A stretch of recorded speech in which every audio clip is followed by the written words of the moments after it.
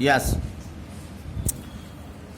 अध्यक्ष महोदय, इस अवधि में हमने भारत में जो उपलब्धियां प्राप्त की हैं उनका ब्यौरा इस महान सभा को देने की आवश्यकता नहीं है।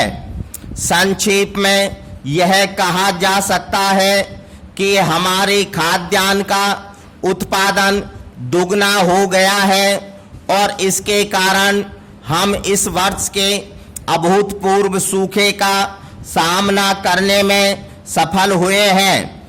हमारा औद्योगिक आधार अधिक मजबूत और व्यापक हुआ है, लेकिन गरीबी हटाना अभी भी शेष है और बहुत ज़्यादा लोग ऐसे हैं जिन्हें जीवन की न्यूनतम आवश्यकताएं भी प्राप्त नहीं हैं।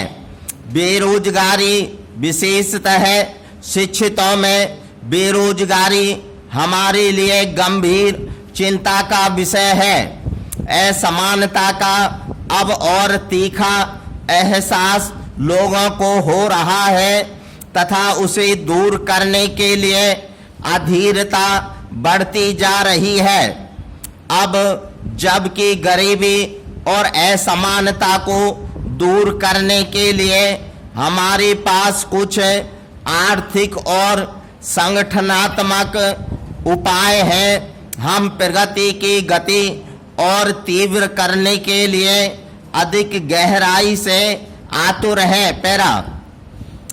प्राय राष्ट्रों का आकलन उनकी आय के आंकड़ों और विकास की दर के प्रकाश में किया जाता है।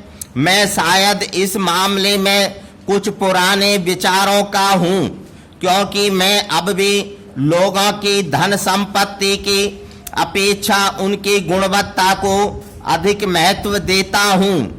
इसलिए अपने लोगों की इच्छा पूर्ति के साधन जुटाते हुए हम संग्रह वृत्ति वाले और उपभोगवादी समाज का अनुकरण नहीं करते।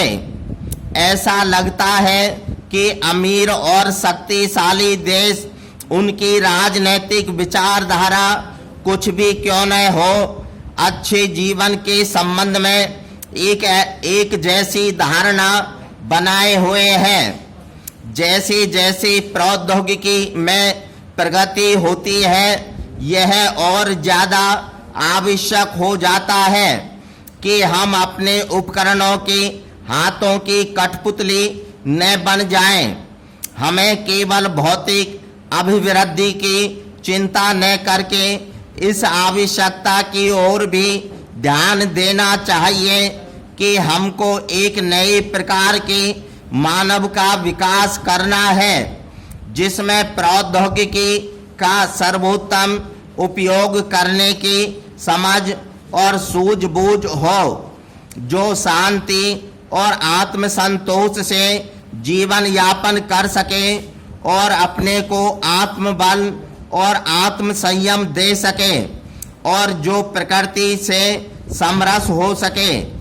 इस अन्वेषण में श्रीलंका और भारत जैसे देशों का बहुत योगदान रहा है, क्योंकि वे अपनी अपनी विरासतों के प्रति हृदय से आस्थावान रहे हैं। किसी समाज के साथ हमारे संबंध किस प्रकार के हैं, यह उतना ही महत्वपूर्ण है जितना आर्थिक गतिविधियां। हमने स्वतंत्रता के लिए संघर्ष एक ही आधार पर किया। स्टॉप।